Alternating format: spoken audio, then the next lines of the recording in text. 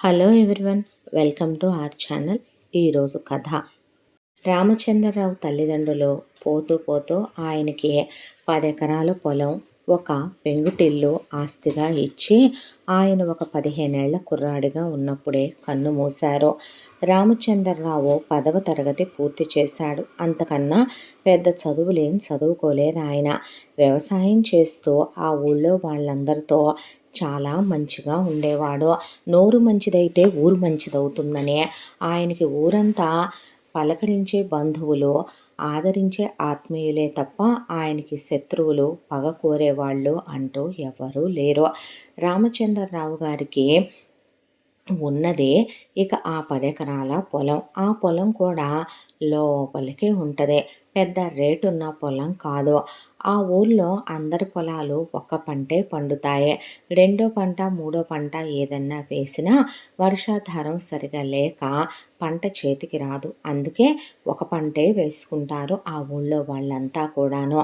ఏదేమైనప్పటికీ భగవంతుడు మనకి ఇదే ప్రాప్తమని రాసినప్పుడు దీంతోనే మనం సుఖంగా, సంతోషంగా బ్రతకడం ఎలా అన్నది ఆలోచించాలి. కానీ స్వార్థబుద్ధి, ద్రోహబుద్ధి మనుషులకి ఉండకూడదు అనుకునే వ్యక్తిత్వం రామచంద్రరావుదే.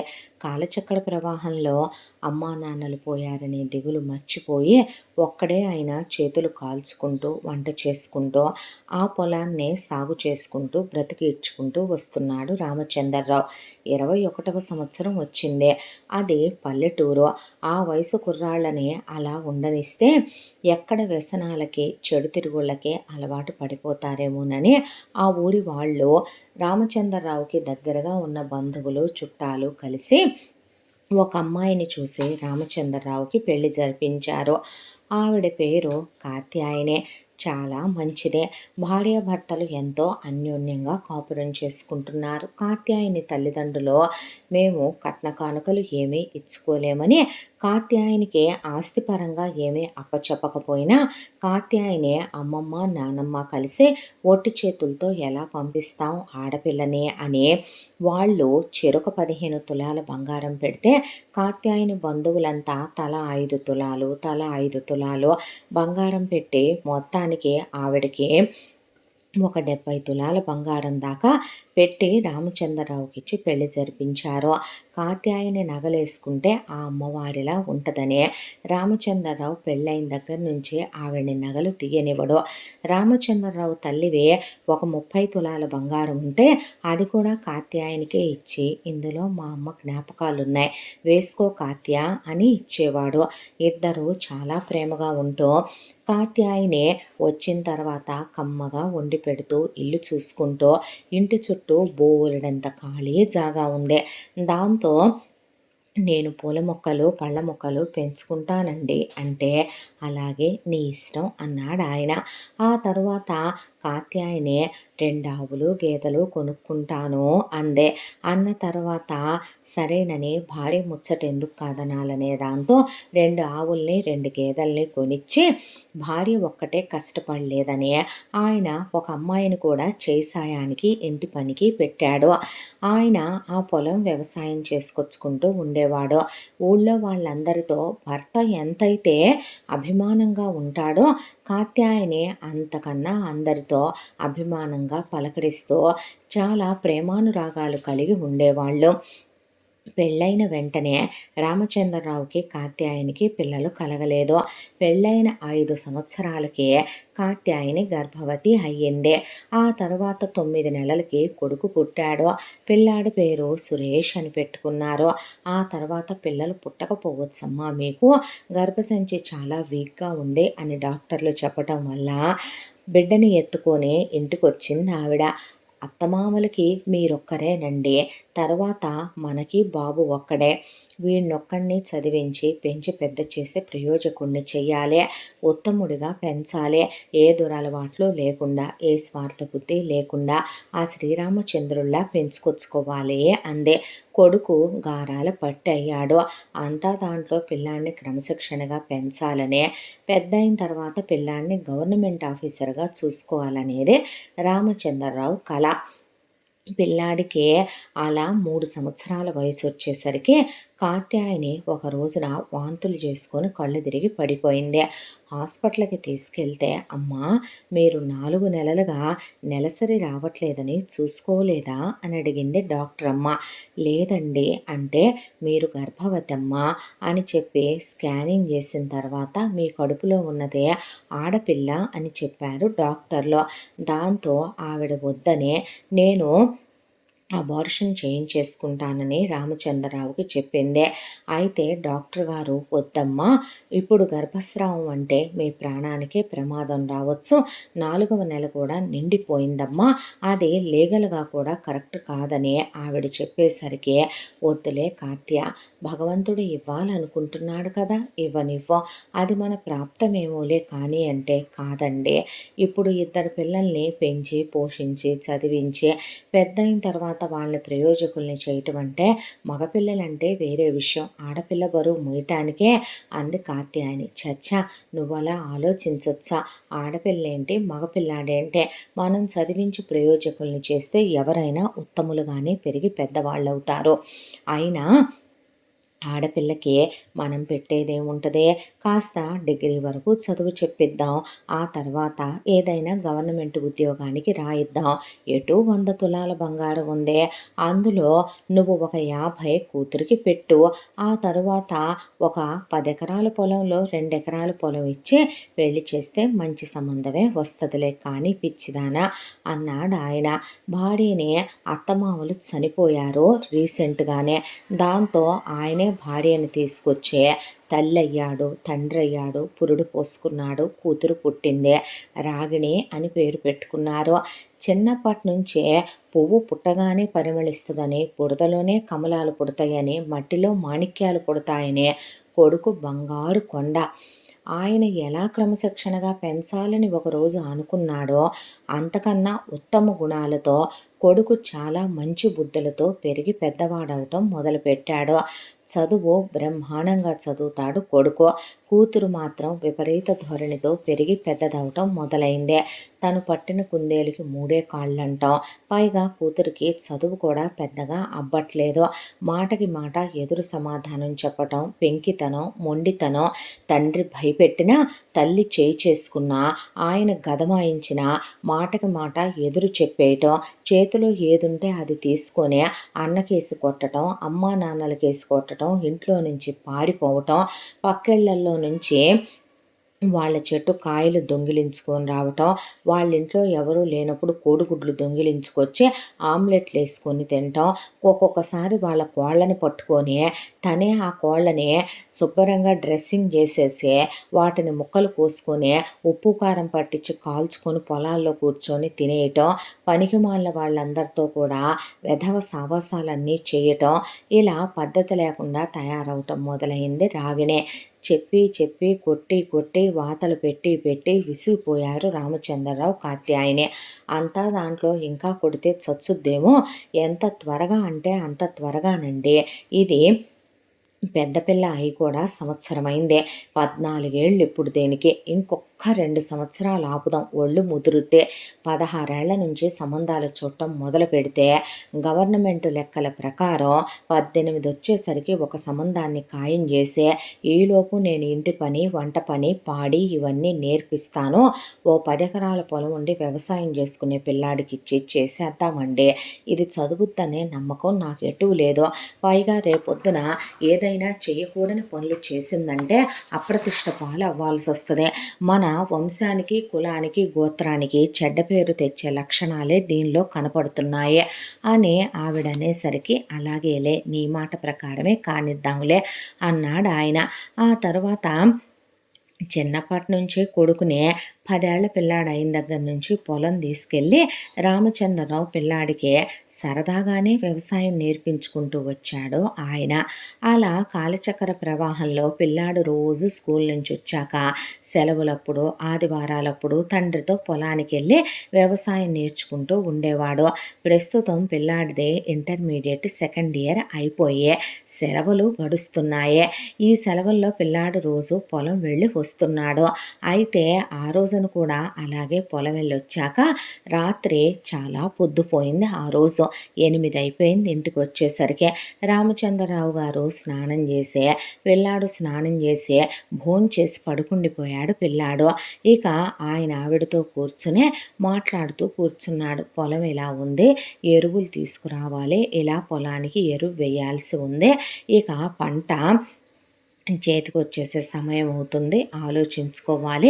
ఈ సంవత్సరం అన్నా రెండో పంట వేద్దాం అనుకుంటున్నాను. కాస్త ఆడపిల్ల పెళ్ళి కంటే ఖర్చులుంటాయి కదా. పిల్లాడిది ఇంటర్మీడియట్ అయిపోయింది కాత్య. నా కల ప్రకారం వాడితో డిగ్రీ చదివించి పీజీ రాయించి ఆ తర్వాత గవర్నమెంట్ ఉద్యోగానికి రాయిస్తాను.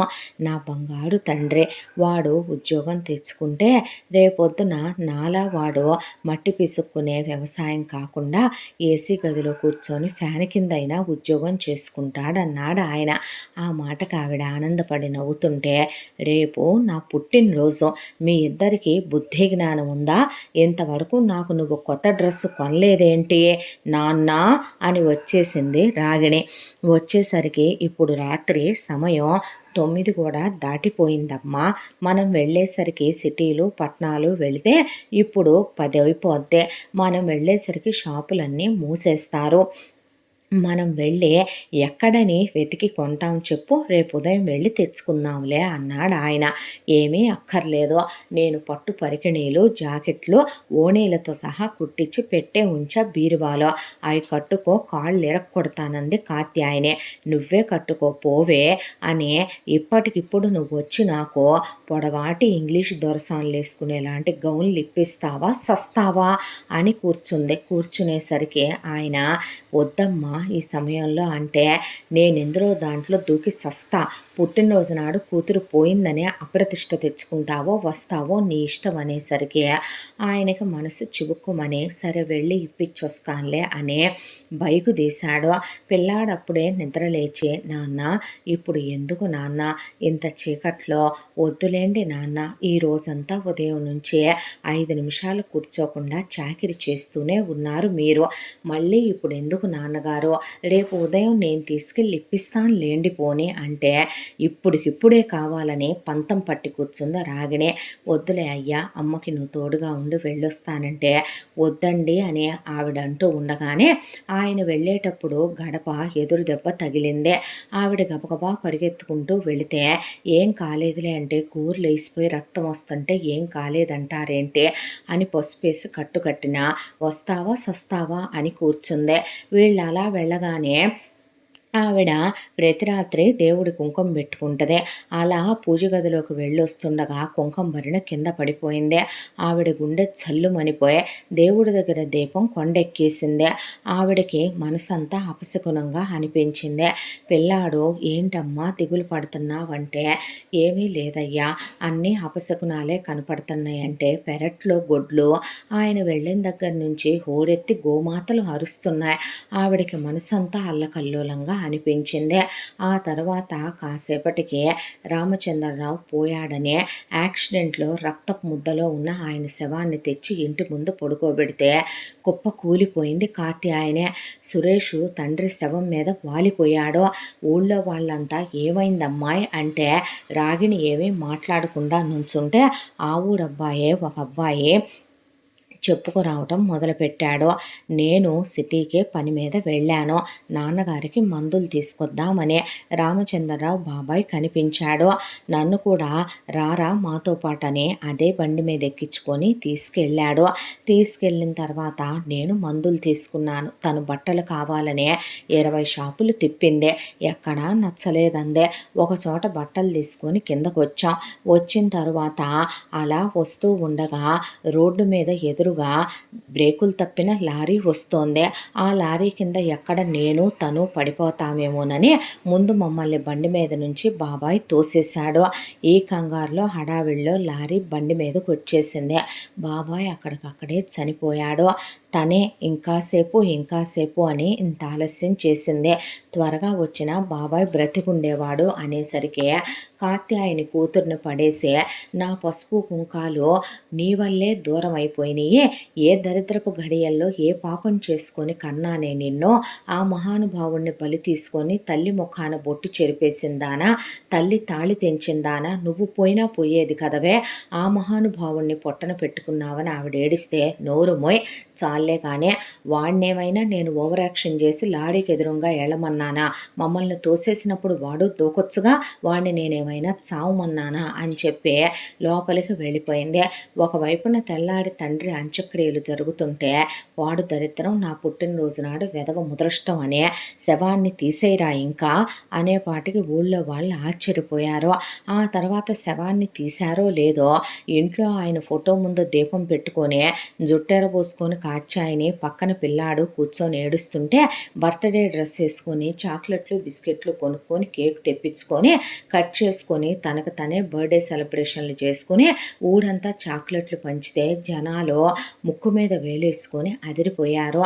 ఆ తర్వాత ఆ అమ్మాయి ధోరణి ఇంకా పెడసరంగా తయారైపోవటం మొదలయ్యింది.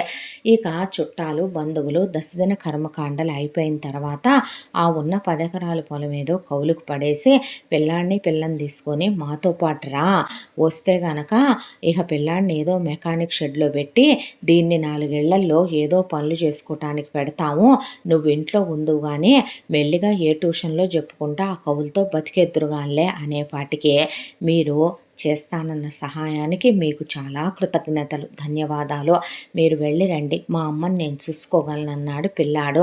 అమ్మ, నేను వ్యవసాయం చేస్తానంటే అయ్యా నిన్ను నాన్న పెద్ద పెద్ద చదువులు చదివించి గవర్నమెంట్ ఉద్యోగస్తుడుగా చూసుకోవాలనుకున్నారు ఆయన, ఇప్పుడు నువ్వు వ్యవసాయంలోకి దిగుతానంటావా నాన్న అంటే పర్లేదమ్మా, నలుగురితో మాటలు పడటమా గౌరవం కాదు కదా, పర్వాలేదు, నాన్న ఉన్నన్నాళ్ళు ఇలాంటి పరిస్థితి వస్తుందనేనేమో నాన్నగారు నాకు వ్యవసాయం నేర్పించారు, ఆయన పోయిన తర్వాత మనకి జీవన భృతి కావాలి కదా అమ్మ, జీవనాధారమైన పొలం అయితే ఉంది కదా, నేను సాగు చేస్తాను, ఊళ్ళో వాళ్ళంతా నాన్నగారితో ఎంత మంచిగా ఉంటారో నాతో మంచిగా ఉంటారో, నాకు నోటి సాయం అయితే చెయ్యకపోరులే అమ్మా అని ఆ అబ్బాయి వ్యవసాయంలోకి దిగి డిస్టెన్స్లో డిగ్రీ రాయటం మొదలుపెట్టాడు. ఆవిడ కడుపు తరుక్కుపోయింది. ఒకవైపున ఆవిడ ఇంట్లో పాడి చేసుకుంటూ భర్త పోయిన దుఃఖాన్ని దిగమింగుకుంటూ పిల్లాడు పొలం వెళ్ళి వ్యవసాయం చేసి రాత్రిపూట కూర్చొని చదువుకునే డిస్టెన్స్లో కూడా ఫస్ట్ క్లాస్లో పాస్ అయ్యేలా రాసుకోవటం మొదలుపెట్టాడు పిల్లాడు. కూతురు 10th అయిపోయి ఇంటర్మీడియట్ కాలేజీ చదువుకు వచ్చింది. కూతురు ప్రవర్తనలో ఏ మార్పు లేదు. ఆవిడకి కూతుర్ని చూస్తేనే చిరాకు రావటం మొదలైపోయింది. కూతురు పెద్ద పెద్ద మాటలు మాట్లాడటం, హద్దు విడిచినంత పెద్ద పెద్ద మాటలు నోటికి రావటం, పెద్దవాళ్ళంటే ఒక గౌరవం లేదు, విలువ లేదు, ఒక సంస్కారం లేదు, ఇష్టం వచ్చినట్టు బట్టల షాపులో అప్పులు చేసి బట్టలు తెచ్చుకోవటం, వెళ్ళి కొడుకు అప్పు కట్టి రావటం, అడ్డమైన గడ్డి బేకరీల మీద పడి హోటళ్ళ మీద పడి తిని రావటం, ఆ అప్పులన్నీ కొడుకు క్లియర్ చేసుకొని రావటం, ఆవిడికి చిరాకు చికాకు విసుగు రావటం, రోజు కొట్టటం, రోజు కొడుకు అడ్డుపడటం, 4 దెబ్బలు కూతుర్నేసే దాంట్లో 2 కొడుకే తినేవాడు. కొట్టబాకమ్మ ఊరుకో అనే, ఏరా మీ నాన్నని మింగేసి నీకు తండ్రిని నాకు మొగుడిని దూరం చేసేసింది ఇదే, దీనికి అసలు భూమి మీద బతికే అర్హత ఉందా అంటే అమ్మా వదిలే, అదే తెలుసుకుంటుందిలే, చిన్నది కదా, జరిగిన దాంట్లో దాని తప్పే ఉంది, నాన్నగారికి ఆయుష్ లేదు అనుకోవాలి అంతేనమ్మా, అయ్యో దేవుళ్ళలాంటి కొడుకునిచ్చాడని ఆయన మురిసిపోనా, శూర్పణఖ లాంటి కూతురు పుట్టిందని బాధపడినా అనే ఆవిడ రోజు బాధపడుతూ ఉండేదే. ఇలా రోజులు గడిచిపోతూ ఉండగా పిల్లాడికి 21వ సంవత్సరం వచ్చేసింది. ఊళ్ళో వాళ్ళంతా పెళ్లి చేయరాదు కాచాయిని, పిల్లాడికి ఏ శుభకార్యం వచ్చిందన్నా అన్నయ్య పోయిన తర్వాత నువ్వా శుభకార్యాల్లో పాలు పంచుకోవట్లేదు, రేపొద్దున కూతురికి కన్యాదానం చెయ్యాలన్నా కొడుకు వాళ్ళే పీటల మీద కూర్చోవాలి మరే, అదే కాక పిల్లాడు అందగాడు, అడ్డమైన వాళ్ళ కళ్ళు పడే వయసు ఇదే, పిల్లాడు ఏదో ఒకవైపు జారిపోకముందే కోడలనేది వచ్చిందనుకో నీకు చేతి కింద అండగా ఉంటుంది, పిల్లాడికి తోడుగా ఉంటుంది, రేపు పిల్లలని ఒక బాధ్యత కలిగి ఉంటాడు, బంధం ఏర్పడుద్ది అని చెప్పేసరికి సరేనని సంబంధాలు వెతకడం మొదలుపెట్టారు. పెళ్ళిళ్ళ పేరయ్య గారు కొన్ని సంబంధాలు తీసుకొస్తే అందులో ఒక అమ్మాయి కాత్యాయనికి చాలా నచ్చి ఫోటో చేతిలోకి తీసుకుని లక్ష్మీ కళ ఉట్టి పడుతోంది. పిల్ల ఎవరు పంతులు గారు అని అడిగింది. ఆ మాటకి అమ్మ ఏది ఇటు చూపించండి, ఆ అమ్మాయా, పేరు కూడా లక్ష్మేనమ్మ, అమ్మాయి డిగ్రీ వరకు చదువుకుందే, మొన్న మధ్యనే అమ్మాయి వాళ్ళ అమ్మా నాన్నలు పోయారు, అమ్మాయి పేరిట 5 ఎకరాల పొలం ఉంది, ఒక ఇల్లు ఉంది, ఒక 25 తులాల బంగారం వరకే ఉందమ్మా. అయితే చుట్టాలు బంధువులు ఇంట్లో చేరి పిల్లని ఆరాళ్ళు పెడుతూ పిల్ల చేత తనింట్లోనే తనని పని మనిషిని చేసేశారు. దాంతో అమ్మాయి దూర బంధువు ఒక ఆయన చాలా మంచివాడు, పిల్లకు ఒక మంచి అబ్బాయి ఉంటే సంబంధం చూడమనమని నాకు అప్పచెప్పారమ్మా. వాళ్ళ పొలం మీ పొలం కన్నా 3 రెట్లు ఎక్కువ రేటున్న పొలం ఆ అమ్మాయిదే అని చెప్పుకొస్తే కట్నం సంగతి తీసి పక్కన పెట్టండి, ఆ అమ్మాయి ఫోటో చూడగానే నాకు నచ్చిందే, పిల్ల ముఖంలో లక్ష్మీ కళ కనపడుతోంది, ఒకప్పుడు నేనెలా ఉండేదాన్నో అమ్మాయి అలాగే ఉంది, అలాంటి పిల్లని నా కోడలుగా చేసుకుంటే నా ఇల్లు కళకళలాడుతుంది. ఏమో ఈ రోజు వరకు వారు పోయిన తర్వాత ఈ ఇంట్లో నుంచే సంతోషాలు, సుఖాలు, ఆనందాలు అన్నీ వెళ్ళిపోయినట్టే అనిపిస్తోంది నాకు. మళ్ళీ ఆ అమ్మాయి తిరిగొస్తే లక్ష్మీ కళని మోసుకొస్తుందేమో లేండి, కట్నాలు కానుకలదేముందలే కానీ పిల్ల తల్లిదండ్రుల్ని పోగొట్టుకుంది ఒక యాక్సిడెంట్లో అంటున్నారు. అదే యాక్సిడెంట్లో నేను ఒకానొక రోజున నా భర్తని పోగొట్టుకున్నాను. ఆ పిల్లని చూస్తుంటే నాకు జాలేస్తోంది. చుట్టాలు బంధువులు అయిన వాళ్ళే అలా కబళించటానికి సిద్ధంగా ఉన్నారంటే అసహ్యం వేస్తోంది అంది కాత్యాయని. తర్వాత ఆ దూరపు బంధువు వచ్చి వీళ్ళతో మాట్లాడుకున్న తర్వాత వీళ్ళని తీసుకొని వెళ్ళేసరికి పిల్ల ఇంట్లో పనులన్నీ చేస్తోంది. చూసిన కాత్యాయనికి కడుపు తరుక్కుపోయింది. పెళ్లి వాళ్ళని తీసుకొచ్చాను, పిల్లకి పెళ్లి చేద్దామనుకుంటున్నానంటే నువ్వెవరవయ్యా పెళ్లి చేయటానికి, అదెవరయ్యా చేసుకోవటానికి అనేపాటికి కాత్యాయని కాస్త మీరు నోరు మూసుకుంటారా అమ్మా, లక్ష్మి ఇట్రా అమ్మ, నా పేరు కాత్యాయనే, నా భర్త రామచంద్రరావు గారు, వారు కాలం చేశారు ఒక యాక్సిడెంట్లో, నా కొడుకు పేరు సురేషు, ఇది నా కూతురు రాగిణి, ప్రస్తుతం ఇంటర్ చదువుకుంటోంది. అబ్బాయి ఇలా ఇంటర్ అయిపోగానే వాళ్ళ నాన్నగారు పోయి డిస్టెన్స్లో డిగ్రీ చేశాడమ్మా, వ్యవసాయం చేస్తున్నాడు, మాకు 10 ఎకరాల పొలం ఉంది, నిన్ను కోడలిగా కాదు కూతురుగా చూసుకుంటాను, నువ్వు మేజర్వే, ఎవరికి భయపడాల్సిన అవసరం లేదు, నా ఇంటి కోడలిగా వస్తావా తల్లి అని అడిగేసింది. ఆ అమ్మాయి అలాగేనని తలూపేసరికి చుట్టాలు బంధువుల్ని నేను సామాన్యంగా మనుషుల్ని కొట్టను అని వస్తూనే వాళ్ళ ఊళ్ళో వాళ్ళని ఒక 25 మందిని తీసుకొచ్చింది కాత్యాయనే. 10 నిమిషాల్లో ఇంట్లో నుంచి పెట్టాబెడా సర్దుకొని వెళ్ళకపోతే గనక నాలో మీరు అపర భద్రకాళిని చూడాల్సి వస్తుందనే పాటికి తిట్టుకుంటూ ఇదంతా చేసింది వాళ్ళ బంధువైన ముసలాయనేనని ఆయన్ని శాపనార్థాలు పెట్టుకుంటూ వెళ్ళిపోయారు.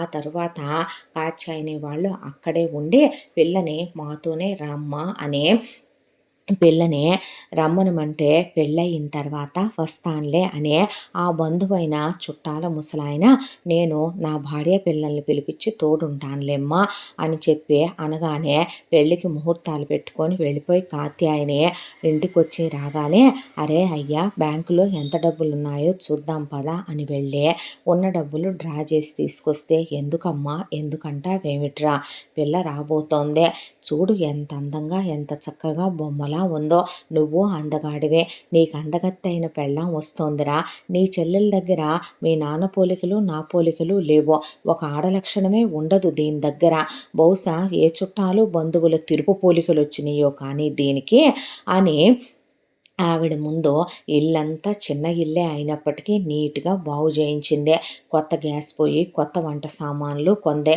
కొడుకు రూమ్కి రంగేయించి ఊగుతుంది కొడుకు మంచం అది తీసేయించి కొత్త మంచం పరుపు కాస్త మంచిగా దిళ్ళు అవన్నీ తీసుకుందే, తనకున్న బంగారంలో నుంచి కొంత బంగారం తీసి ఆ రోజు రామచంద్రరావు అన్నట్టు అవన్నీ పాత మోడల్స్ కాబట్టి చెడగొట్టి కొత్త మోడల్స్ చేయించిందే, చేయించి ఆ తర్వాత కోడలికి అమ్మాయికి కావలసిన చీరలు, రోజువారీ కట్టుకునే బట్టలు.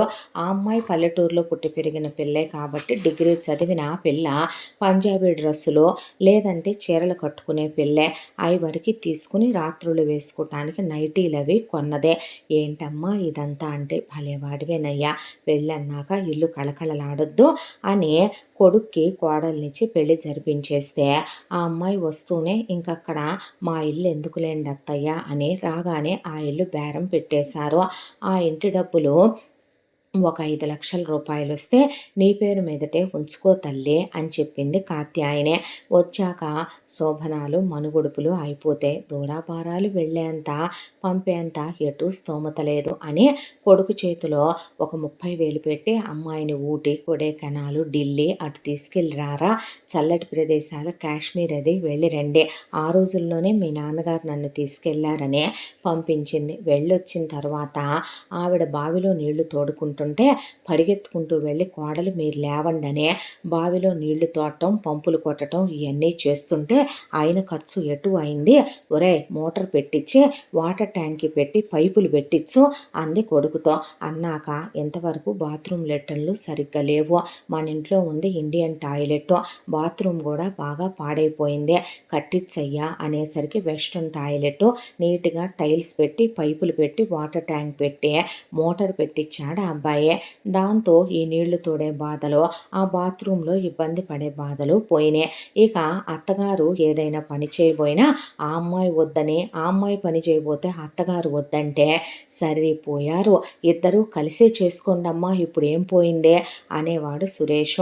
అంతా దాంట్లో లక్ష్మికి సురేష్ అంటే పంచ ప్రాణాలు, మొగుడంటే పిచ్చి ప్రేమ. ఇది మొగుడు పిచ్చిదిరా అని నవ్వుతూ ఉండేది కాత్యాయనే. అంతా దాంట్లో సురేష్కి ఆ అమ్మాయి అంటే చాలా ఇష్టం. తల్లి తండ్రి లేని పిల్లే అయినా కూడా అంత అందం ఉన్నా, చదువున్నా గర్వం లేదు, అణకువ, మంచితనం, అత్తగారితో సొంత కూతుర్లా కలిసిపోయిందే. అలాంటి పిల్ల ఈ రోజుల్లో దొరకటం వాళ్ళు చేసుకున్న అదృష్టమేమో అనిపించేదే. భార్య అంటే చాలా ప్రేమ, చాలా ఇష్టం. ఆ అమ్మాయిని చాలా అపురూపంగా చూసుకునేవాడు. ఉన్న బండి మీదే టౌన్కి తీసుకెళ్ళి ఏదో చిన్న చిన్న సరదాలు, ఎప్పుడన్నా అలా రెస్టారెంట్కి తీసుకెళ్ళటం, వచ్చిన సినిమాకి వెళ్ళండిరా అని కాత్యాయని అంటే సినిమాకి వెళ్ళి రావటం, ఆ అమ్మాయికి చెప్పకుండా ఎప్పుడన్నా చీర తేవటం, కాళ్ళకు పట్టీలు తేవటం, తల్లో పూలు పెట్టడం, గోరింటాకు పెట్టడం, ఎప్పుడన్నా పౌర్ణమి రోజున ఆవిడెళ్ళి డాబా మీద కాసేపు సరదాగా గడపండని ఆవిడే డాబా మీద మంచం వేసి తెల్లగా దుప్పటేసి వస్తే వెళ్ళి సరదాగా భార్యాభర్తలు అక్కడ ఉల్లాసంగా గడపటం. చిన్న చిన్న ఆనందాలే మనుషుల గుండెల్లో పెద్ద పెద్ద సంతోషాలనే నింపుతాయనేది కాత్యాయని ఉద్దేశం.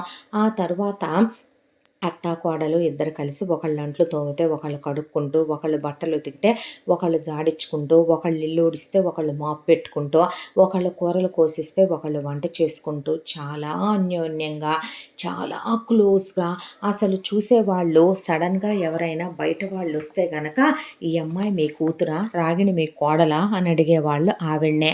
అంతేనమ్మా, పాపం చేసుకుంటే పుట్టే వాళ్ళేమో అలా ఉంటారు, పుణ్యం కొద్దీ తెచ్చుకుంటేనేమో ఇలా వస్తారు. అమ్మాయి నా కోడలే, కూతురు కన్నా ఎక్కువ, అది నా కూతురే, కోడల కన్నా ఘోరం అది అని చెప్పేది. అమ్మా అంటే నిజమే కదరా అనేసరికి అంతా దాంట్లో కూతురు నేను ఇంజనీరింగ్ చదువుతానని కూర్చుందే.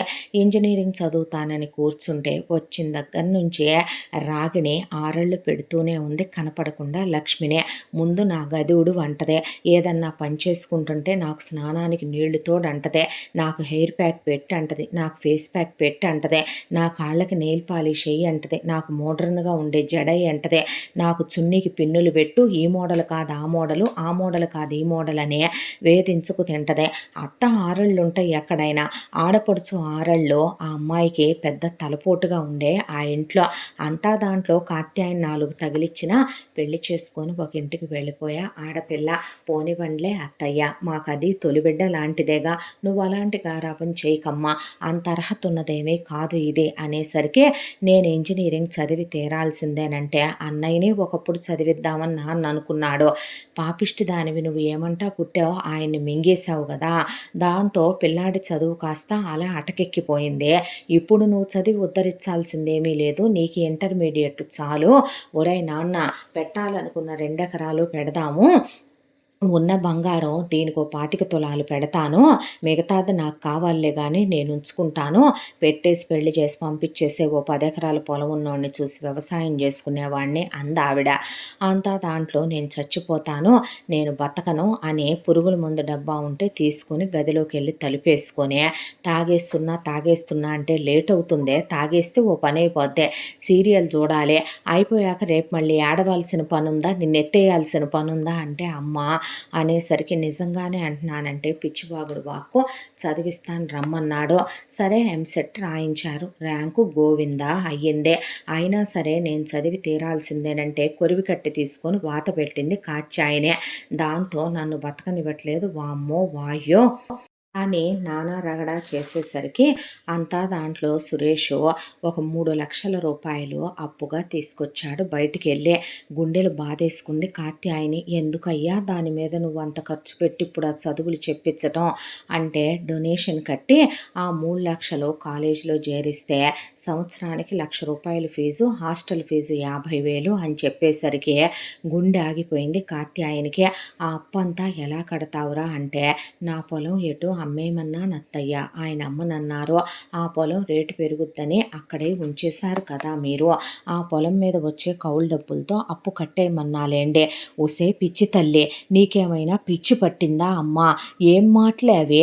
రేపు మీకు పిల్లలు పుడతారే, పాపమమ్మ, ఆడపిల్లకి స్త్రీధనంగా ఇచ్చిని అత్తింటి వాళ్ళు పడి తినకూడదే, బాగుపడరే. ఏం పోన్లే మీ ఇద్దరూ కలిసి అంటే, పర్వాలేదులే అమ్మా, మేము మళ్ళీ సంపాదించుకోమా ఏంటి అన్నాడు సురేష్.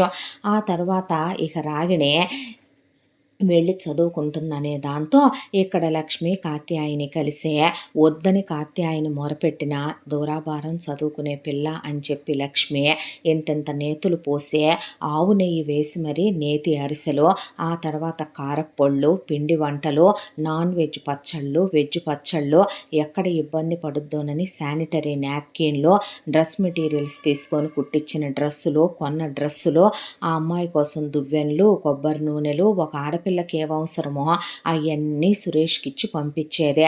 చక్కెరకేళి గెలలు, యాపిల్ బాక్సులు కొనిచ్చి రమ్మనమని, చదువుకుంటుందని కష్టపడుతుందని చెప్పి ఇలా 4 సంవత్సరాల కాలం గడిచిపోయిందే. మధ్యలో రమ్మనమన్నా సెలవులకు కూడా నేను చదువుకుంటున్నాను, నేను రాను, డిస్టర్బ్ అవుతాను అని చెప్పింది రాగిణే. అన్నయ్య వెళ్ళినప్పుడు ఒకసారి ఫోన్ కొనమని 50,000 పెట్టి ఫోన్ కొనిచ్చుకుందే. సరేనని ఫోన్లే చదువుకునే పిల్ల, ప్రాజెక్టులు అవన్నీ ఉంటున్నాయి, నేను గ్రూపుల్లో ఉంటున్నానందనే కొనిపెట్టి వచ్చాడు. ఆ తర్వాత 4 ఏళ్ళు అయిపోయి ఫైనల్ ఎగ్జామ్స్ కూడా అయిపోయే టైం అయింది. దాంతో కాన్వకేషన్ అయిపోయి క్యాప్ పెట్టుకొని సర్టిఫికెట్ తీసుకొని ఆడబిడ్డ వచ్చుద్దనే ఆనందంలో లక్ష్మి, చెల్లెలు ఇంజనీర్ అవుతుంది, తనేటు గవర్నమెంట్ ఉద్యోగం సాధించలేకపోయాడు, చెల్లైనా చదువుకొని దాని మొండితనంతో పెంకితనంతో పట్టుపట్టి మరీ వెళ్ళింది కాబట్టి చదివేసి ఇంజనీర్ అయి తిరిగొచ్చుద్దనే సంతోషంలో సురేష్ ఉండగా, ఒకనాటి సాయంకాలం పూట అప్పుడే గేదెల పాలవి తీసుకొని కాస్త కూర్చొని టీవీ చూస్తున్నారు కాత్యాయని, సురేష్, లక్ష్మి. దాంతో చేతిలో ఏమీ లేకుండా, బట్టల బ్యాగులు కూడా లేకుండా చేతులు ఊపుకుంటూ చిన్నదే ఒక అరిచెయ్యంత పరుసు తీసుకొని ఇంటి ముందుకు వచ్చి నుంచుంది రాగిణి. వచ్చి రావటంతోనే కాళ్ళు కూడా కడుక్కోకుండా బరాబరా లోపలికి వచ్చిందే. ఏంటి ఎగ్జామ్స్ అయిపోయినాయా? చెప్తే అన్నయ్య వచ్చేవారుగా, వచ్చి తీసుకొచ్చేవారుగా మీ అన్నయ్య అనేసరికి ఇక అలా నుంచోనే ఆకలి అవుతుంది, ఏమన్నా పెట్టనేసరికి గబా గబా అమ్మాయి పిండి వంటలు తెచ్చి పెట్టింది. తింటూ కాలు మీద కాలేసుకొని కూర్చొని ఏమైందమ్మా అని అడిగాడు సురేష్. ఏముంది అవడానికి, వెళ్ళాను, చదువుదామనే అనుకున్నాను, కాకపోతే ఫస్ట్ ఇయర్ నుంచి ఉన్న బ్యాక్లాగ్స్ అన్నీ క్లియర్ అవ్వలేదు, దాంతో ఇంకా ఫైనల్ ఎగ్జామ్ రాసిన వేస్టే కదా, అందుకే రాయటం ఎందుకు లెమ్మనమని వచ్చేసానంటే ఇద్దరు హతాశులై చూస్తూ నిలబడిపోయారు. కాత్యాయిని ఏంటమ్మా అది చెప్పేదంటే, ఏమీ లేదత్తమ్మా, మొదటి సంవత్సరం నుంచి తను ఫెయిల్ అయిన పరీక్షలన్నీ రాయలేదంట, ఇప్పుడు అవన్నీ రాయనప్పుడు ఎందుకు ఫైనల్ ఎగ్జామ్స్ రాయటమని వచ్చేసిందంట. మరి ఇన్నాళ్ళుగా నాతో ఫీజులెందుకు కట్టించావే? హెచ్ఓడితో మాట్లాడనివ్వలేదు, లెక్చరర్లతో మాట్లాడనివ్వలేదు, నేను వెళ్ళబోతే నా మీద అనుమానమా అని అడిగావు. మరి ఫోన్ ఎందుకు కొనిచ్చుకున్నావు? మరి సెలవుల్లో కూడా రాను చదువుతున్నానన్నావు. టైంపాస్ చేస్తానంటే నువ్వు ఊరుకుంటావా? ఎంజాయ్మెంట్ కోసం నేను వెళ్ళి కాలేజీలో చేరానంటే మీరు ఒప్పుకుంటారా అనేసరికి కాత్యాయని మూలన గేదెల్ని కట్టేసే గొలుసులుంటే అవి తీసుకొని పడేసి బాది పారేసిందే. దాంతో పరిగెత్తుకుంటూ వెళ్ళి గదిలో తలుపులేసేసుకుందే. తలుపులేసుకునే పాటికి అసలు నువ్వు మనిషివా పశువ్వా? బాగుపడతావంటే నువ్వు సొంత అన్నని కూడా లేదు, వదినని కూడా లేదు. తల్లి తండ్రిని పోగొట్టుకున్న ఆ పిల్ల స్త్రీధనంగా తెచ్చుకున్న పొలం మీద వచ్చిన కవులంతా దిగదినేసావు. చదువుకోకుండా టైంపాస్ చేసి వచ్చావా? కాలక్షేపానికి సిటీ కాలేజీలో చేరావా? మనుషులు మాట్లాడాల్సిన మాటలేనంటే ఇవి అని ఆవిడ గుండెలు బాధేసుకొని వామ్మో వాయ్యో అనే ఆవిడ పుట్టింటి వాళ్ళని ఊళ్ళో వాళ్ళందరినీ పిలిచి ఇలా చేసిందమ్మా అనే పాటికి అసలు మీరు చదివించి తప్పు చేశారు అబ్బాయి, ఎన్నైనా చెప్పండి, 3 లక్షలు అటు కట్టావు, మళ్ళీ సంవత్సరానికి దీనికి 1,50,000 పైన కట్టడం, మొత్తం 10 లక్షల రూపాయలు బూడిదలో పోసిన పన్నీర్ అయిపోయిందే. సంబంధం చూసి పెళ్లి చేస్తే దరిద్రం వదిలిపోద్ది అన్నాక ఆ ఊళ్ళోనే ఉన్న రామచంద్రరావు స్నేహితుడు ఒక ఆయన, వాళ్ళకి పొలం పుట్రా ఉందే, ఒక్కడే కొడుకు. అబ్బాయి అదే ఊళ్ళో పోస్ట్ ఆఫీసులో పోస్ట్ మాస్టర్గా వర్క్ చేస్తున్నాడు. వాళ్ళు ఈ విషయం తెలుసుకునే పిల్లని మా అబ్బాయికి ఇచ్చి పెళ్లి చేసుకుంటాం చెల్లెమ్మ, మాకేమీ కట్న కానుకలు వద్దమ్మా, మీరేదైనా పెట్టాలంటే పెట్టుకోండి, ఆ ఇంజనీరింగ్ ఏదో మేము కంప్లీట్ చేసి గవర్నమెంట్ ఉద్యోగానికి రాయించుకుంటాము, గవర్నమెంట్ ఉద్యోగం వచ్చిందాక పిల్లల్ని మాత్రం అప్పుడే వద్దులే వదినా అని ఆవిడంటే, నీ వాళ్ళు నీ ఇష్టం వచ్చినట్టు చేసుకోమ్మా, ఎంత తొందరగా పెళ్లి చేసి తీసుకెళ్తే అంత నా నెత్తిన పాలు పోసినట్టు అనేసింది కాత్యాయనే. ఇలా వీళ్ళు మాటల్లో ఉండగానే తెల్లాడేసరికి ఎవరో ఒకళ్ళు కారులో వచ్చారు. ఒక పెద్ద ఆవిడ, భర్త, అలాగే ఒక వయసులో ఉన్న అమ్మాయి అబ్బాయి, 2 పిల్లలు, ఇంకో కుర్రాడిని తీసుకొని వచ్చి ఎవరు మీరు అనేసరికి లోపలికి రావచ్చా అని లోపలికి వచ్చి కుర్చీల్లో కూర్చున్నారు. కూర్చున్న తర్వాత నా పేరు ఫలానా, మా ఆయన పేరు ఫలానా, మాకు సిటీలో 2 అంతస్తులు స్టీల్ కొట్టుంది, ఇక మాకు సొంతిల్లు 3 అంతస్తులది ఉంది, వీడు నా పెద్ద కొడుకు, అమ్మాయి నా పెద్ద కోడలు, నా పెద్ద కోడలు ఉద్యోగం చేస్తుంది, కట్న కానుకలు బాగా తెచ్చింది, నా మనవడు నా మనవరాలు, నా పెద్ద కొడుకే ప్రస్తుతం స్టీల్ షాప్ చూసుకుంటున్నాడు, ఎవరండి మీరు, ఎందుకు ఇవన్నీ చెప్తున్నారు అన్నారు సురేషు కాత్యాయని. అంటే మీ అమ్మాయి మా అబ్బాయి ఒకే కాలేజీలో చదువుకుంటున్నారు, 4 ఏళ్లుగా మీ అమ్మాయి మా అబ్బాయి ప్రేమించుకుంటున్నారంట, మా అబ్బాయిది ఇంజనీరింగ్ పూర్తయిపోయిందిలే, మీ అమ్మాయినే చేసుకుంటాను అంటున్నాడు, సంబంధాలు చూడటం మొదలుపెట్టాము, దాంతోనే మీ అమ్మాయిని కోడలుగా చేసుకుందామని వచ్చామనేసరికి వాళ్ళెదురుగా టిప్ టాప్గా రెడీ అయ్యొచ్చి కాలు మీద కాలేసుకొని కూర్చుంది రాగిణి. కూతురు ఒకళ్ళని ప్రేమించిందని తెలిసి కూడా ఊళ్ళో ఉన్న వాళ్ళకిచ్చి చేస్తే వాళ్ళ ముందు తలదించుకోవాల్సి వచ్చుద్ది తను, పోయిన రామచంద్రరావు పరువు పోద్దే, సరే ప్రేమించిన పెళ్ళంటున్నారు, కట్నం కానుకలు లేకుండా చేసుకుపోతే ఓ దరిద్రం వదిలిపోద్దులే అని కాత్యాయని అనుకుంటే, మిగతా విషయాలు మాట్లాడుకుందాం అంది వచ్చిన ఆవిడ. ఏంటవి అంది కాత్యాయని. అనేసరికి 50 లక్షల రూపాయలు బంగారం పెట్టి 50 లక్షల క్యాష్ ఇచ్చి, అలాగే మీ అమ్మాయికి ఒక 10 లక్షలు ఖర్చు పెట్టి పెళ్లి జరిపించండి అని చెప్పేసరికి, ముందు లేవమ్మా నువ్వు అంది కాత్యాయనే.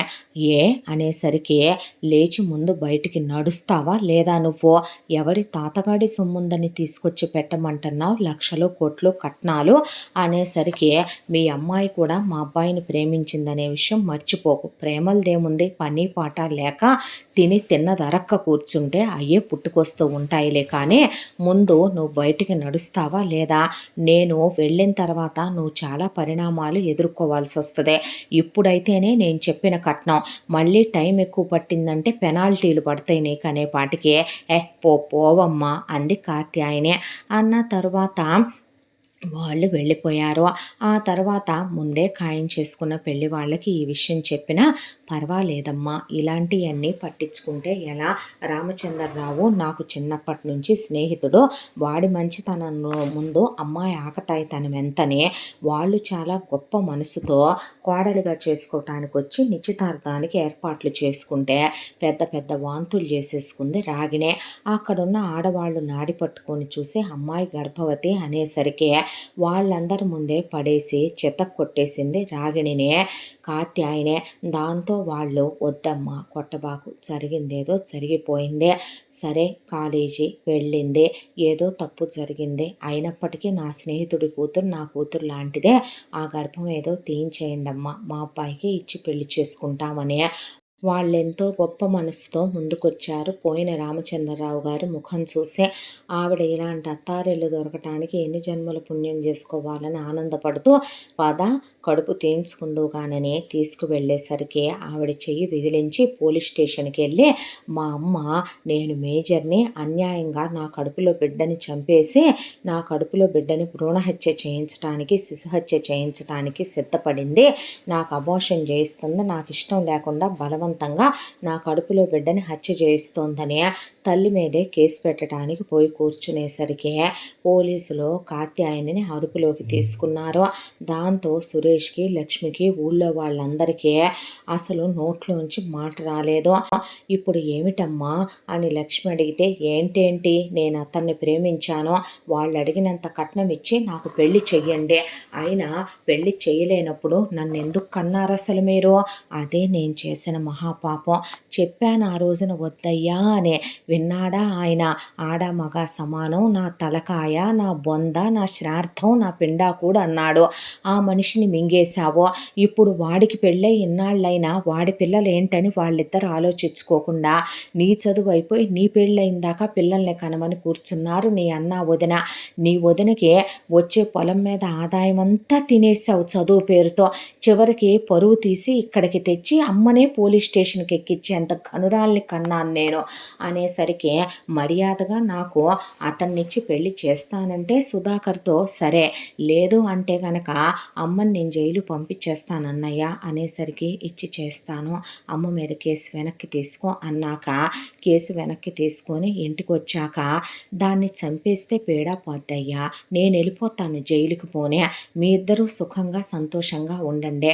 వద్దయ్యా ఇలా, నేనే రోజో అనుకున్నాను ఇది పెద్ద అయిన తర్వాత ఇంటి పరువు తీసుద్దని, మన కులానికి, ఇంటి పేరుకి, గోత్రానికి కళంకం తెచ్చుద్దని. వినలేదురా, నీ పెళ్ళాం నువ్వు కలిసి దాన్ని వెనకేసుకొచ్చి చిన్నపిల్లని గారాం చేసి అదేదో ప్రయోజకురాలయ్యి అబ్బో పెద్ద మెడల్స్ సాధించుద్దని చదివిచ్చి ఇంత తెచ్చింది మీ ఇద్దరు కాదట్రా" అని కొడుకు చంపలు వాయించేసింది ఆవిడ. దాంతో, "ఇంకా చేసేదేముందమ్మా, చేయక మిగిలిందేముందంటావు" అని భార్య పొలం, 5 ఎకరాల పొలం కూడా, వీళ్ళ పొలం రేట్ లేదు కానీ కనుక్కుంటే ఆ పొలం ₹1,00,00,000 రేటు పలుకుద్ది. దాంతో ఆ పొలాన్ని అమ్మేసి ఆడపడుచు పెళ్లి చేయమంటే, "అయ్యో మీకేమైనా పిచ్చి పట్టిందా అమ్మా, అలా అమ్మి ఇవ్వకూడదే నువ్వు." "అత్తయ్య మీరేం మాట్లాడకండి" అని ఆ ₹1,00,00,000 డబ్బులు తీసుకెళ్ళి సురేషు అలా ఆ డబ్బుల్ని పెళ్ళికొడుకు సుధాకర్ వాళ్ళ అమ్మ దగ్గరికి తీసుకెళ్తే, "ఆ కోటి ఎడదే" అనేసరికి క్యాష్ ఇచ్చేశారు వీళ్ళు. ఊరి పెద్ద మనుషులు కూడా వెంట వెళ్ళారు. "పెళ్లి ఏర్పాట్లు చెయ్యమ్మా, పంపిస్తాం పెళ్లి చేసి" అనేసరికి, "వెళ్ళి ఇంకో 50 తులాల బంగారం ఎత్తుకురా పోరా" అనేసరికి, "అదేమిటండి, 50 లక్షల బంగారం 50 లక్షల డబ్బేగా మీరు అడిగారు, మళ్ళీ 50 తులాలంటే ఎక్కడి నుంచి తెస్తాము?" "అయ్యో ఆ రోజు మీ చెల్లెలు కడుపుతో ఉందని నాకు తెలియదే, ఇప్పుడు మీ చెల్లెలకి కడుపొచ్చిందే, మీ అమ్మ ఆ రోజు మమ్మల్ని అవమానించి పంపిందే, పెనాల్టీ పడుద్దని నేను చెప్పానే, మరి ఎన్ని రోజులు ఫైన్ పడుతూ వెళ్ళలా మీకు? మరి నోరు మూసుకొని ఇచ్చేటట్టయితే అది ఇంటి కోళ్ళవుద్ది, మళ్ళీ 10 లక్షలు పెట్టి పెళ్లి ఖర్చులు పెళ్లి చేస్తే, లేదు అనేటట్టయితే మీ ఇంట్లోనే ఉంచుకుంటావురా" అనే పాటికి వచ్చి కూర్చుంటే కాత్యాయని తల బద్దలైపోతుంటే, ఇంత అయ్యాక ఊళ్ళో వాళ్ళ 5వ నెల కూడా దాటిపోతుంది, తొందరగా పెళ్లి చేయకపోతే పరువు పోద్దనేసరికి లక్ష్మిని వెళ్ళి నగలు తీసుకురాపో అన్నాడు. లక్ష్మి నగలు మొత్తం అక్కడ పెడితే ఒక్క మెడలో 4 గ్రాముల నల్లబూసలు, చెవులకి గ్రాము దిద్దులు, చేతికి మట్టి గాజులు తప్ప ఆ కోడలు బంగారం మొత్తం ఒలిసి అక్కడ పెట్టింది. అమ్మాయి పుట్టింటి వాళ్ళు ఇచ్చినవి కూడా 50 తులాలు అయ్యాక అమ్మ బంగారం కూడా ఇవ్వంటే ఆవిడ మొత్తం ఒలిసి మెడలో ఒక ముత్యాల దండ, ఆ చేతికోటి ఈ చేతికోటి గాజు, చెవులకి గ్రాము దిద్దులతో మిగిలిపోయింది. ప్లాస్టిక్ గాజులతో ఆవిడ మొత్తం 50 తులాలు పెట్టమన్నవి పెట్టి మిగతా బంగారం అమ్మితే వచ్చిన 10 లక్షలతో పెళ్లి చేసి అత్తారింటికి పంపిస్తే నువ్వు మళ్ళీ పుట్టింటికి వచ్చినా, నువ్వు మళ్ళీ కడుపు కాలు అని ఇక్కడికి సీమంతాలని నువ్వు నీ కోడల్ని పంపిన మర్యాదగా కూడా ఉండదంటే మీలాంటి ముష్టి ఫ్యామిలీలోకి నేనే రావాలి. మరే ఇంకేముందని మీ బతుక్కి నేను రావటానికైనా నేను సిటీలో పెద్ద హాస్పిటల్లో డెలివరీ చేయించుకుంటా. అయినా మేమెందుకు పంపుతాంలేవమ్మా, ఏముందని ఇంకా నీ దగ్గర మేము పంపినా నువ్వు పెట్టడానికి అనేసి వాళ్ళు రాగిణ్ణి తీసుకొని వెళ్ళిపోయారు. కనీసం పుట్టింటి వాళ్ళు బాధల్లోకి వెళ్ళారని కూడా ఆలోచించకుండా వెళ్ళిపోయిందే. ఆ తర్వాత పొలం అలా సాగు చేసుకుందాంలే అనేలోపు వరదలు వచ్చి పంట మొత్తం మునిగిపోయిందే. మొత్తం నష్టాలే. ఒకవైపున చూస్తే ఎదురు కట్టాల్సిన అప్పులు మిగిలిపోయినాయి. ఊళ్ళో వాళ్ళంతా దరిద్రంలోకి వెళ్ళిపోయారు ఒక్కసారిగా కూడాను.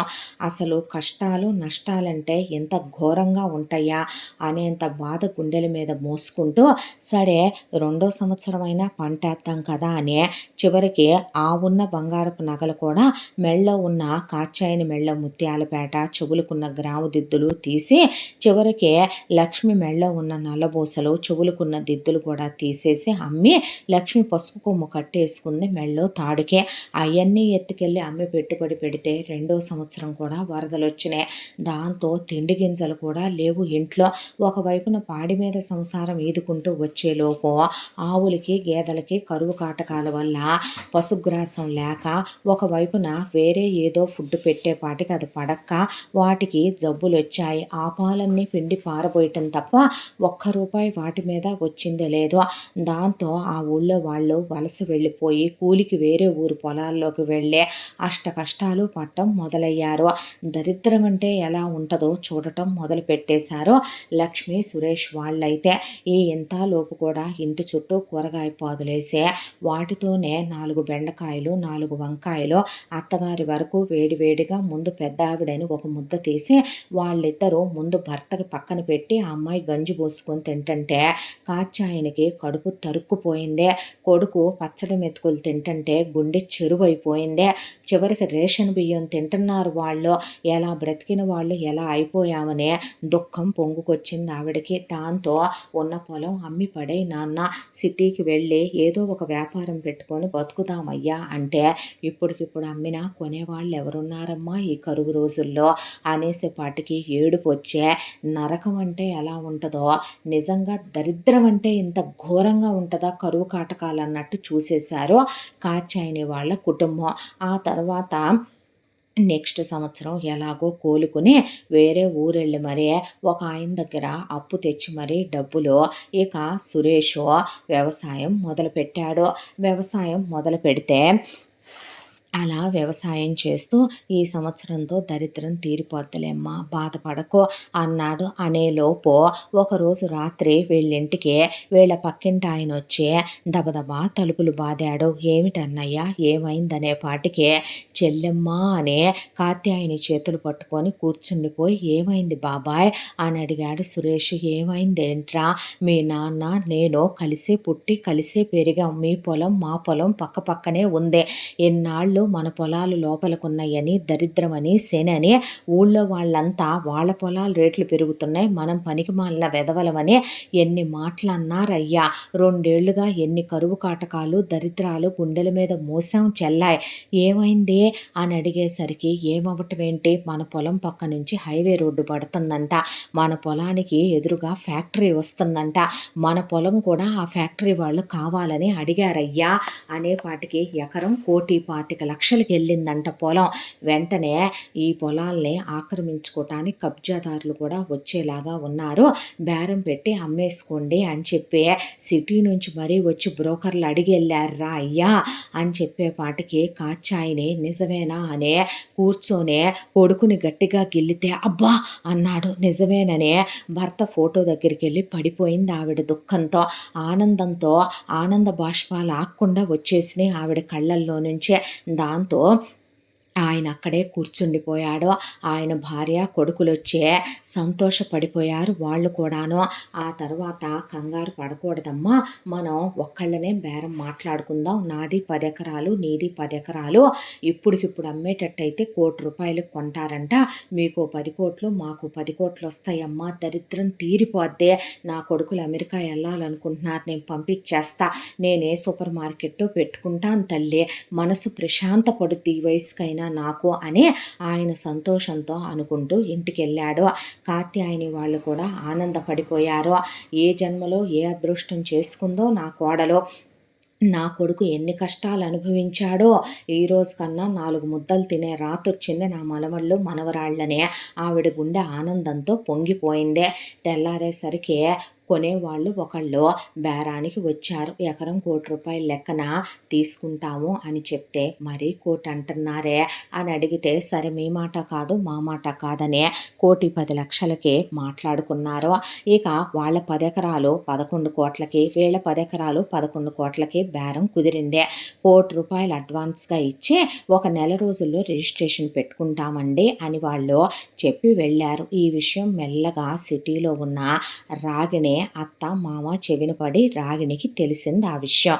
అయితే ఎంత దాంట్లో కూడా అత్తమ్మ, ఆ పైన వచ్చిన ₹1,00,00,000 రాగిణి పెళ్ళై వెళ్ళిపోయి మన మీద కోపంతో తిరిగి రాలేదు కదా, కాబట్టి తనకి ₹1,00,00,000 పెళ్లిలో ఇచ్చాము, పై ఖర్చులంటే తీసేసే అత్తమ్మ, ఆ తర్వాత ఎందుకు తీసేస్తామమ్మా, 50 తులాల బంగారం రేట్ ఎంతే, పెళ్లి ఖర్చులకు పెట్టింది 10 అన్నారు, అవి ఆ రోజున 20 లక్షలు అయినాయే, నీకంటూ ఉంచిన నీ ఇల్లమ్మిన 5 లక్షలు కూడా ఆ రోజునే ఖర్చు అయిపోయినాయిగా అమ్మ, దాని పెళ్ళికి మొత్తం దానికి మనం ముట్ట చెప్పింది ₹2,00,00,000 దాకా, సరేలేండి అత్తమ్మ, జరిగిందేదో జరిగిపోయిందే, ఇందులో ₹1,00,00,000 తీసుకుని రాగిణి మళ్ళీ కడుపుతో ఉందంట, పుట్టే పిల్లలకి చెరుకు 50 లక్షలు ఫిక్స్డ్లో వేయత్తమ్మ, అత్తారింటి దగ్గర చులకనవ్వకుండా ఉంటుంది, పిల్లలకి రేపొద్దున చదువులకి ఎదురు చూడకుండా అమ్మమ్మ ఇచ్చిన డబ్బులని ఉంటాయంటే, చూద్దాంలే రాని వచ్చినప్పుడు సంగతే అని ఆవిడ కూర్చొని వచ్చే డబ్బులతో ఏమేం చెయ్యాలి, వచ్చే డబ్బులతో ఎలా చెయ్యాలని ప్లాన్ వేసుకోవటం మొదలుపెట్టింది కాత్యాయనే. ఈలోపు ఈ విషయం తెలుసుకున్న రాగిణికి అత్యాశ పెరిగిపోయింది. మొత్తం డబ్బులు మనవశమే చేసుకుందామని చెప్పి మొగుణ్ణి తీసుకొని పుట్టిన బిడ్డనే అత్తామామల దగ్గర పడేసి తను గర్భవతిగా ఉన్నాననే విషయం అడ్డం పెట్టుకొని 5వ నెల కడుపుతో ఉంది. దాంతో వచ్చేటప్పుడు అత్త కట్టేసిన చీరలు, తోడుకోళ్ళ కట్టిన చీరలు, తను కట్టిన చీరలు తీసి ఐరన్ చేయించి ఒక కవర్లో పడేసి, రోడ్డు మీద బళ్ళ మీద అమ్మేటటువంటి బడ్డీ కొట్లల్లో అమ్మేటటువంటి పిండి వంటలు 4 ప్యాకెట్లు తీసుకుని, 1 డజన్ అరటిపళ్ళు తీసుకుని, ఒక ₹500 చీర తీసుకుని, దాని మీద 5,000 అని ట్యాగ్ మీద బిల్లుని దిద్ది, అది వాళ్ళ అమ్మ కోసం.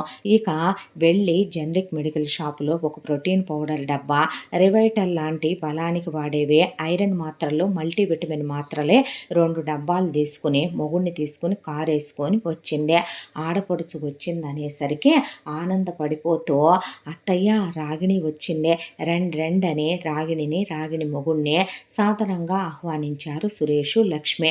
వీళ్ళు వచ్చేపాటికే పండగ వచ్చింది. ఆ తెల్లారితే పండగ అనే దాంతో ఈ చివరి నుంచి ఆ చివరి దాకా నెయ్యి పోసి ఒకవైపున లక్ష్మి పిండి వంటలు వండి, పెద్ద పెద్ద సున్నుండలు, అరిసెలు, జంతికలు, ఒక 25 రకాల పిండొంటలు వండి అన్ని క్యాన్లకు సర్దితే ఘుమా ఘుమా నేతి వాసన ఆ వీధంతా వస్తోంది. వీళ్ళు వండుకుంటున్నట్టే ఆ పక్క పొలం ఆయన వాళ్ళ ఫ్యామిలీ కూడా వండుకుంటున్నారు. ఊరంతా పండగ వాతావరణంతో కళకళలాడిపోతోంది ఇల్లంతా కూడాను. దాంతో ఇంటికొచ్చి అమ్మా అని మంచం మీద నీకోసం ఈ చీరలు తెచ్చానని విసిరేసి, నీకోసం ఈ పిండొంటలు తెచ్చానని పడేసి, ఈ బలం టాబ్లెట్లేసుకో, అలాగే ఇదిగో ఈ ప్రోటీన్ పౌడర్ కలుపుకొని తాగని అక్కడ పడేసి కూర్చుందే. ఆడపడుచొచ్చిందనే ఆనందంలో వేటను కోయించమంది భర్తనే. వేటని కోస్తే పక్కింటి బాబాయ్ వాళ్ళకి వేట మాంసం పంపిస్తే ఆయనటు నుంచి చేపలు, రొయ్యలు పంపిస్తే 4 నాటుకోళ్ళు కోసి రకరకాల వంటలు వండి నవకాయ పిండి వంటలతో భోజనాలు పెట్టి రాక ఆడపడుచొచ్చిందని ఆడపడుచుకు 25 రకాల పిండి వంటలు, నెయ్యి, పచ్చళ్ళు, కారపొళ్ళు అన్నీ వెళ్ళేటప్పుడు పండగ అవగానే తీసుకెళ్ళొద్దని క్యాన్లకు సర్ది భర్త చేత పెద్ద పెద్ద కూల్ డ్రింక్ బాటిల్స్ తెప్పించి బిర్యానీలు వండి పెట్టింది. ఆ తర్వాత భర్తను పంపించి ఆడపడుచు భర్తకి బట్టలు తెప్పించి వెళ్ళేటప్పుడు బంగారపు నగ పెట్టి పంపించాలి, తనకిష్టమైంది తన్నే కొనుక్కోమని చెప్పాలని ఆ అమ్మాయి తెగ సంబరంగా ఫీల్ అయిపోయింది.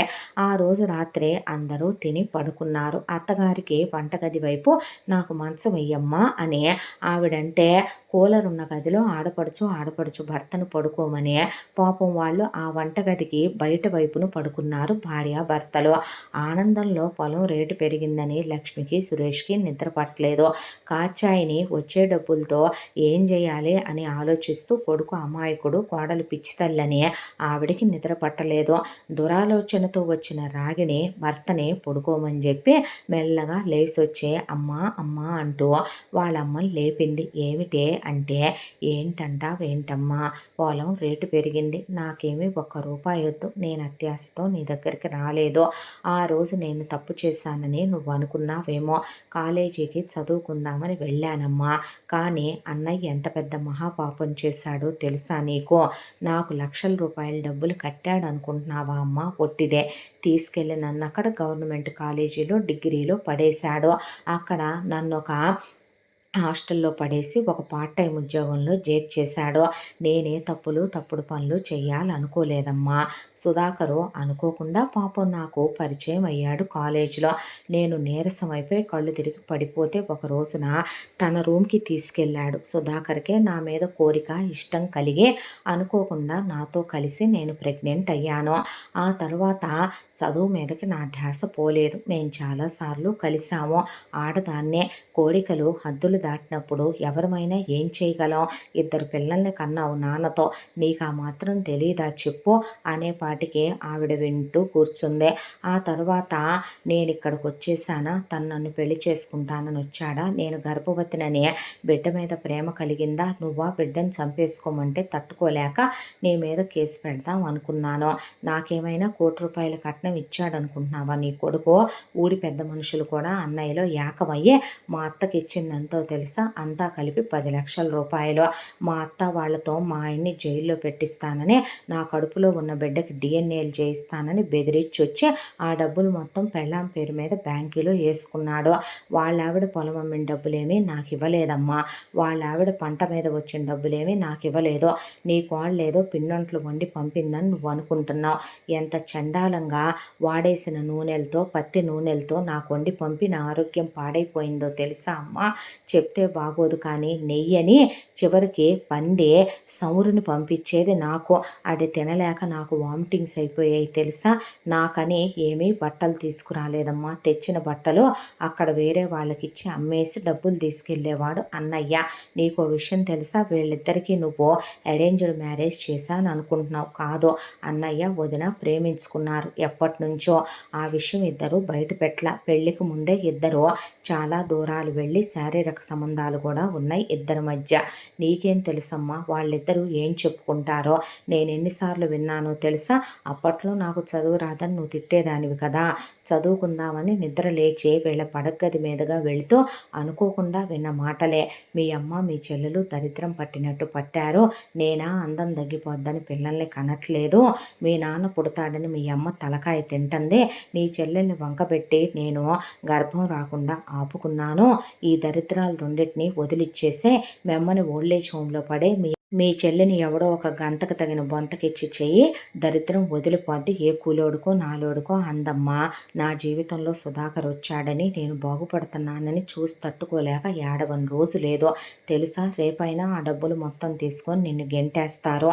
నువ్వు అస్సలు ఇక్కడ ఉండొద్దమ్మా. నేను మా ఆయన్ని తీసుకొని కారు తీసుకొని అందుకే వచ్చా. నిన్ను మహారాణిలా చూసుకుంటా. మా అత్త మా తోడుకోళ్ళు మా ఆయన ఏమన్నంటే తాట ఒలిచేయను. నువ్వు వచ్చి నాతో పాటు ఉండో. నువ్వు వాడుకోవటానికి ఒకళ్ళని కన్నాను, ఇంకొకళ్ళని కడుపులో మోస్తున్నాను. ఇద్దరిని నీకిస్తా. కంటికి రెప్పలా చూసుకో. నీ సొమ్ము రూపాయి కూడా నాకు పెట్టొద్దు. నా పిల్లలిద్దరికీ రేపు నువ్వు పోయిన తర్వాత వాళ్ళకి చెందేటట్టుగా రాసిపో చాలు. ఉన్నన్నాళ్ళు నా ఇంటి బాధ్యత నీకు అప్పచెబుతా. ఇంటి పని నువ్వు చేసుకో, వంట పని నువ్వు చేసుకో, నీకు నచ్చింది వండుకొని తిను. పిల్లలకి నువ్వే అన్ని సపర్యలు చేసే, నువ్వే పెంచు. పిల్లల బాధ్యత నువ్వే తీసుకో.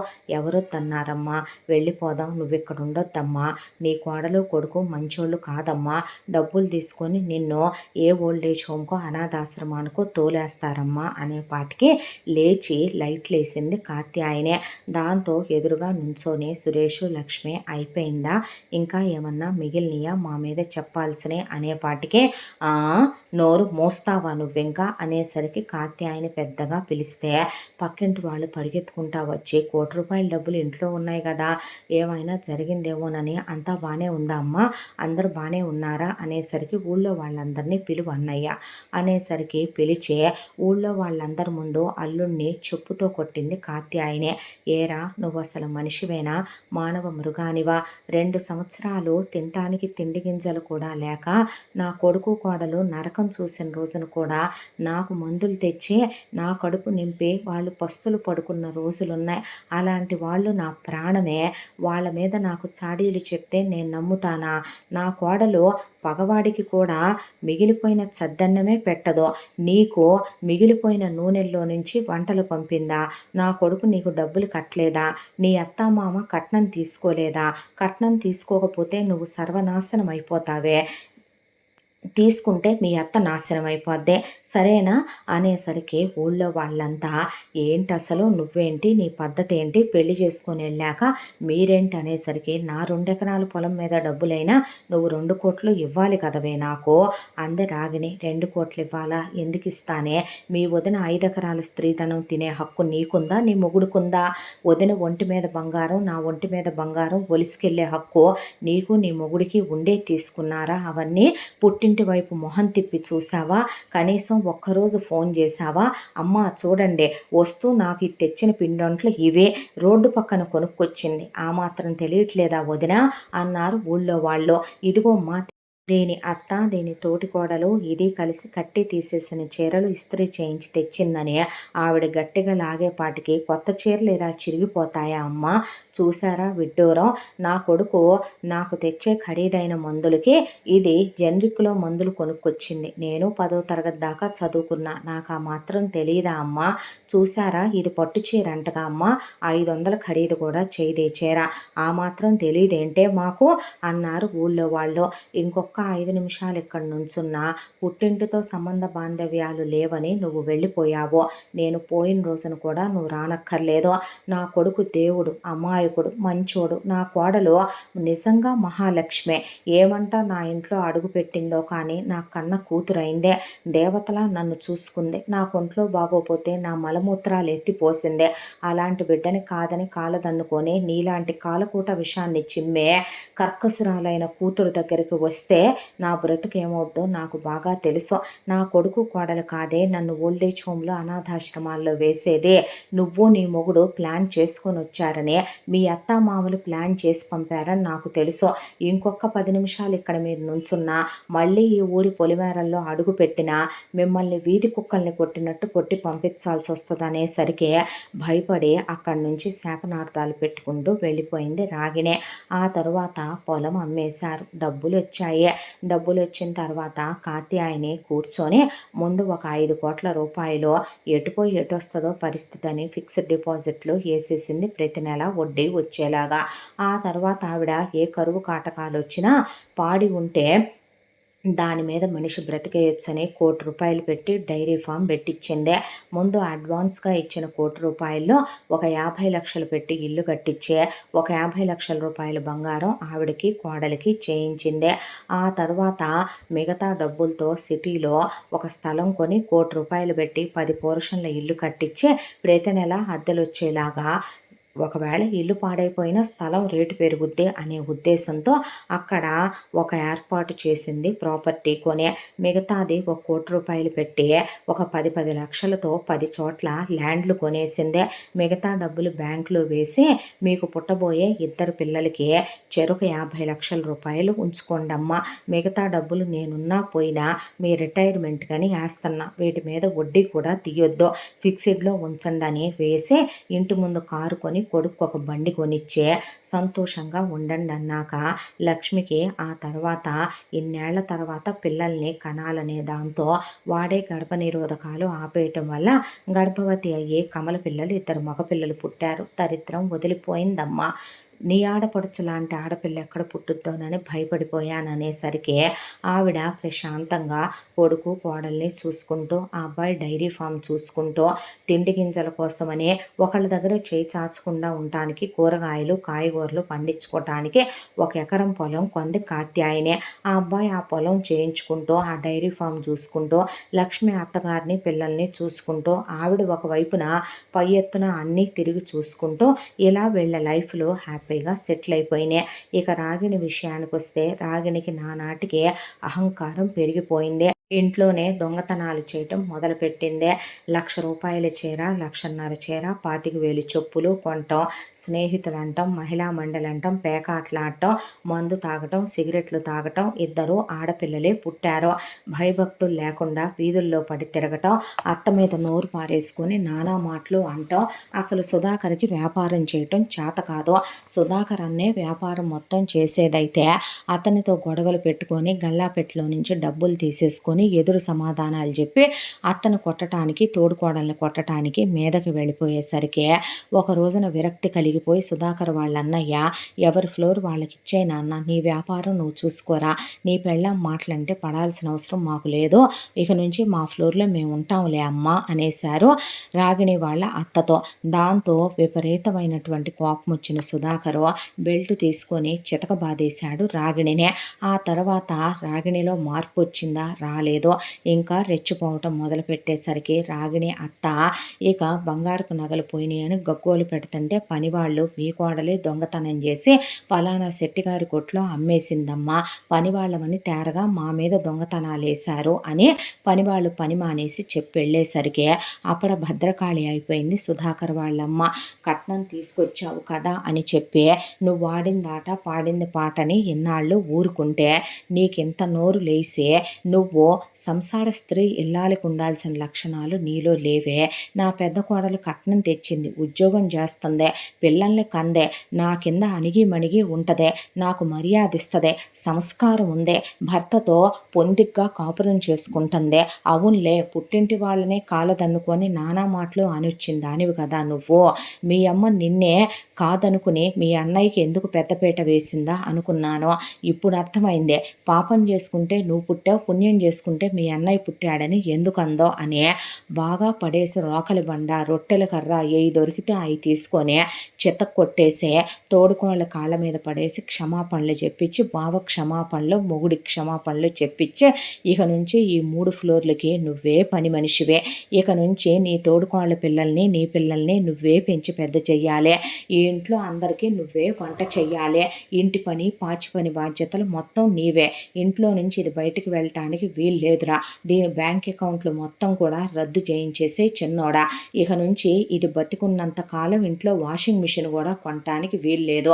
ఒక రోజు వస్తుంది, నీ పిల్లలు పెరిగి పెద్దోళ్ళయ్యి వాళ్ళ చదువులు అయిపోయి పెళ్లి చేసుకుని వెళ్ళిపోతారు. ఆ రోజున ఇది పని చేయటానికి కూడా పనికిరాదు, దీని ఎముకల్లో సున్నం రాలిపోయిందని డాక్టర్లు చెప్పిన రోజున నేను ఉన్నా పోయినా గుర్తుపెట్టుకోండి, నా పెద్ద కోడల్ని నీ మీద పెత్తనానికి నేను పెట్టే పోతా, నేను పోయేటప్పుడైనా సరే, దీని జీవితం అంతా ఇక నుంచే కుక్కలు చింపిన విస్తరయ్యే, దీని బతుకు ఇలాగే బ్రతకాలి, ఇది నేను చేస్తున్న శాసనం అనేసింది రాగిణి అత్త. దాంతో రాగిణి మొగుడు రాగిణిని పట్టించుకోవటం మానేసి అన్నతో మంచిగా ఉంటూ వ్యాపారం చేసుకుంటూ రాగిణి తోడుకోడళ్ళ ఉద్యోగానికి వెళుతూ రాగిణి వాళ్ళ అత్త రాగిణిని పడేసి చెత్త కొట్టేస్తూ ఇంటి పని, వంట పని, పిల్లల పని ఒకవైపున మొత్తం ఇల్లంతా క్లీన్ చేసుకొచ్చి నడుములన్నీ ఇరిగిపోయి నీరసం వచ్చి పని చేయలేక ఒక్కళ్ళు కూడా తన వైపున వచ్చి మాట్లాడటానికి కూడా పుట్టిల్లు అనేదే లేకుండా చేసేసుకుంది కాబట్టి దుఃఖంతో తప్పక అలాగే జీవితాన్ని నెట్టుకొస్తూ చేసుకున్న మహా పాపాలకే వచ్చిన మంచి సంబంధాలని కాలదన్నుకొని చదువుని నిర్లక్ష్యం చేసే అన్నా వదినలు దేవతల్లాంటి వాళ్ళైతే అబద్ధాలు చెప్పి చివరికి తల్లి మనసులో తన స్థానాన్ని కోల్పోయినందుకు రాగిణికి అలాంటి గతి పట్టిందే. కానీ లక్ష్మి మనస్సులో చిరస్థాయిగా కాత్యాయని దేవతలా నిలిచిపోయిందే. ఏ అత్తైనా తన కూతురు అన్ని మాటలు చెప్తే తన కూతుర్నే నమ్ముతారు. పైగా పొలం ఆవిడ పేరు మీద ఉన్నప్పుడు పొలం అమ్మితే కూతురికి సగం పెడతామంటారు. కానీ న్యాయం వైపే నిలబడి కాత్యాయనే కోడలికి తల్లి అయ్యిందే. కొడుకుని ఆదరించింది. కూతురు తప్పుని, మోసాన్ని ఆవిడ సహించి భరించలేదు. కూతుర్ని వెనకేసుకురాలేదు. కూతురికి దోచిపెట్టలేదు. కూతురి తప్పుని ఏనాడు వెనకేసుకురాలేదు. అలాంటి మహాతల్లులు, అలాంటి దేవతల్లాంటి అత్తలు కోటికొకళ్ళుంటారేమో అనిపించేసింది లక్ష్మికి. ఆవిడ ఆదరణతో, ఆవిడ నీడలో సంతోషంగా, సుఖంగా వీళ్ళ జీవితాలు సాగిపోతూ ఇలా ఈ కథ కంచికి చేరిందే. ఇంతటితో ఈ కథ పూర్తి. మళ్ళీ మరొక మంచి కథతో కలుసుకుందాం. తప్పకుండా మన ఛానల్ని లైక్ చేయండి, షేర్ చేయండి, సబ్స్క్రైబ్ చేయండి, బెల్ ఐకాన్ క్లిక్ చేసి ఆల్ అనే బటన్ని ప్రెస్ చేయడం మర్చిపోకండి. ఇంత మంచి కథను మనకు అందించిన కథా రచయిత్రి సాయి లలిత గారు. మరో మంచి కథతో తప్పకుండా కలుసుకుందాం. Thank you so much.